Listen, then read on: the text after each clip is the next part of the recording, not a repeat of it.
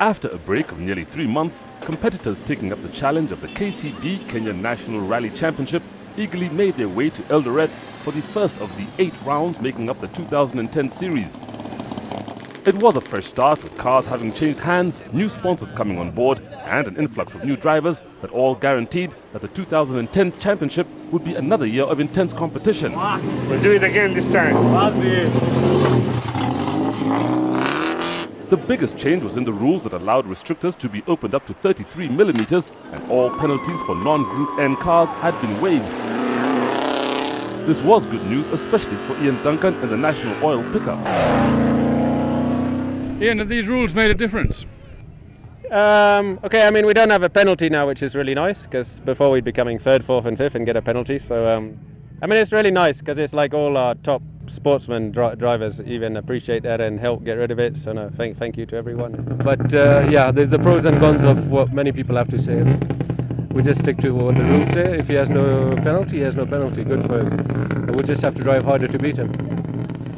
The Kenya Rally Drivers Association had launched a Motorsports Academy for aspiring drivers and navigators, giving guidance for the next generation of drivers to gain invaluable experience.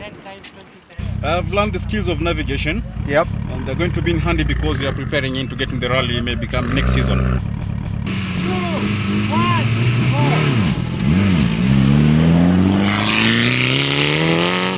4. So how was it? Oh, it was so great, the adrenaline, oh wow! She was on the notes all the way, the right note at the right place. Super. The future drivers have to go through this, because the future drivers have to learn the art of listening to the translation of a navigation. When a navigator calls a medium right, he needs to understand what a medium right is. During the break, all the 2009 champions had received their mantelpiece trophies at a glitzy ceremony.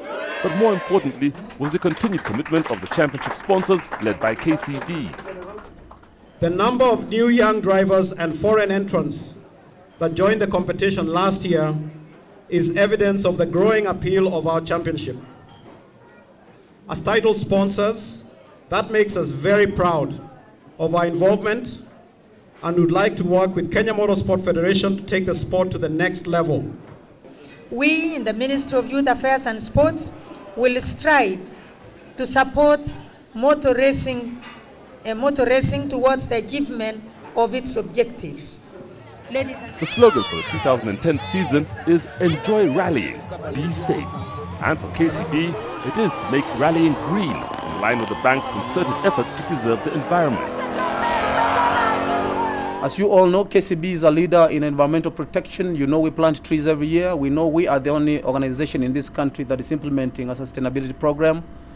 So we want to make sure that our rallies recognize the need to be friendly to the ecosystem. Underwriting the continued growth of the sport were a host of co-sponsors, including National Oil and the water providers Highlands Mineral Water. National Oil is very proud to be associated with this rally. We are a world-class petroleum company that is here to meet the energy needs of this country for today and tomorrow. Water, as you know, is an absolute essential for any and every sport, especially more so for the rally drivers in their hot cars. Highlands Water does it all for them. Each rally during the season will highlight different products offered by KCB, and for round 1, it was the Biashara banking bouquet of attractive facilities. This rally celebrates the Biashara banking products, which have become popular among young and upcoming entrepreneurs. National Oil not only sponsor the championship series, but also extend the use of their countrywide network of petrol stations for the pre-event check of the cars. Heading the entry of nearly 40 cars were the 2009 champions Carl Tundo and Tim Jessup. They had dominated the 2009 season and arrived in Eldoret well prepared to challenge for the title again. Yeah, new start, first on the road, top of the leaderboard at the moment, so everyone else has to chase me. The top 6 drivers in the event were all past champions, all anxious to win to get a head start on the championship board, including the fastest of them all, Lee Rose, but he would have to get used to a new navigator calling the notes. I'm not going to go too hard tomorrow.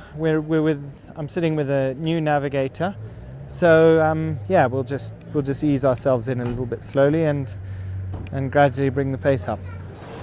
The route would be demanding, with many of these sections running along the rim of the Kerio Valley, where the scenery, for those who had time, was stunning. Well, yes, it's going to be a thrilling rally. The route is up the Chiranganis. It's very tight and very short and very smooth, and I guess it's going to be a very tight event for everybody. The rally itself would take place the following day, and following scrutineering, the cars were held in Park Formé overnight at the town's premier Sirikwa Hotel. Eldoret lies 400 kilometers to the north of Nairobi on the corridor route to Uganda, and it was along this great African highway that at dawn the next day the cars made their way to the ceremonial start. The venue was the KCB Eldoret West branch, where the MP for the area welcomed the drivers to the home of champions. We want to inform you that Eldoret is the city of champions and the home of athletics. But we are happy this morning that we are hosting the first rally ever in the calendar. The winner of Eldoret will be a winner among champions, and we want to tell you. Leading the field away were Carl Tundu and Tim Jessup, heading for the first stage 15 kilometers out of town.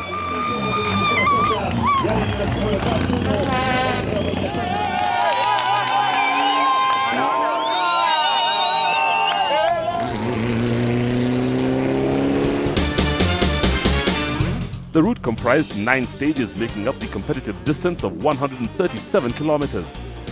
Stage 1 was the longest at 22 kilometers, but this would only be tackled once, with the remaining 4 sections all repeated after a service halt at E10. Eldoret is renowned for producing world-class athletes, and as a group in training past our cameras, little did they know that today they would be sharing the road. Carl Tundu and Tim Jessup were the first to appear, totally committed from the start. Being the first car on the road, they were unable to gauge the pace of the others, just drove as fast as they could. They were quickest through stage 1 and continued to stay ahead of the field on all the others, and by the first service were in the lead by just over a minute. Into fast left positive. Being first on the road's been quite hair-raising. We didn't have a horn either. But we decided to push but not be stupid, and it seems to have worked because we've had no problems and we're being competitive. For Lee Rose and Atul Kochar, the rally would be a huge disappointment when they wrong-slotted on stage 1, losing 11 minutes, dropping them to the back of the field. Unfortunately, on the first stage, we wrong-slotted and lost 11 minutes. Are you guys getting on all right? We are, yes. The notes are fine. Atul's trying to get the rhythm. You know, he's under a lot of pressure, I think. Once back on the road, they were quickest through the next 4 stages, recovering 1 minute, which placed them 15th overall. But the exhaust had cracked, causing the engine to overheat, and they decided to retire to preserve the car.